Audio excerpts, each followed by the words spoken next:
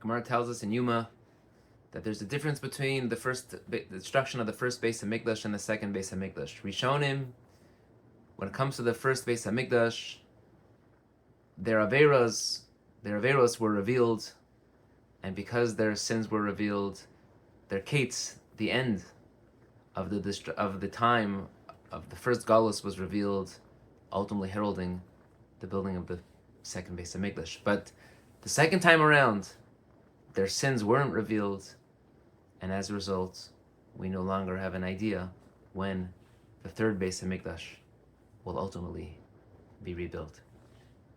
And as we all know, the reason for the destruction of the second Beis Hamikdash is for sinas chinam, a hatred, a lack of appreciation from one Jew to the next. And that is what we continue to deal with as a nation after all these years, and we see it unfold each and every single day. We have so many enemies around us, but yet we still manage to be our own worst enemies. And while it's difficult when we have very passionate feelings about what's right for the Jewish community, what they were talking about on a national scale, serving in the army versus sitting and learning Torah all day, on a communal scale, what the leadership should do, where they're going right, what they're doing wrong, and all the politics, even in a home, how the family dynamics, these issues, these challenges of being Adam L'Chavero, and the barriers that we place between one another are in many ways, in every way, Chazal say, is what is holding us up from the building of the third Beis Hamikdash. Now when you look in towards the beginning of the Parsha, Moshe screams out, Eicha esa levadi tarchachem u'masachem v'rivchem. Moshe says, I can't handle this anymore. Or at the time I said this was too much. How can I handle all the complaints? Rather, we need to set up a new judicial system so that I'm not the one overburdened with all of the complaints and the issues of the people. We can spread it out, and I can only deal with certain cases. The ones that go to the Supreme Court will come to me. But the Imrei Noam says that we're reading the pasuk incorrectly. In classic Hasidic thought, he says that you have to put a comma in the middle of that pasuk. And when you put the comma in the middle of the pasuk, you'll have a greater appreciation for Moshe and what our avoda, what our service still needs to be. Eicha esa levadi.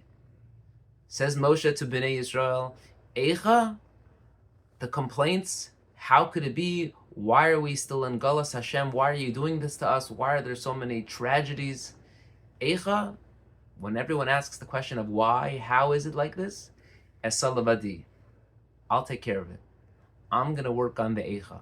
I'll work on the Bein Adam Lamakom. I'll talk to HaKadosh Baruch Hu to get the answers that are needed. But Tarchachem u'masachem v'rivchem, the complaints, the machlokas, the fighting, says Moshe to Bnei Yisrael, I can't handle that. That's up to you. You guys need to work it out. And when there's so much hate all around us, why become our own worst enemies? Every year before Tisha B'Av, there's a heightened focus on Ahavas Yisroel, and perhaps no greater than this year, when there's so much pressure, especially over the last few days, on Eretz Yisrael, Medinat Yisrael, and the Jewish people.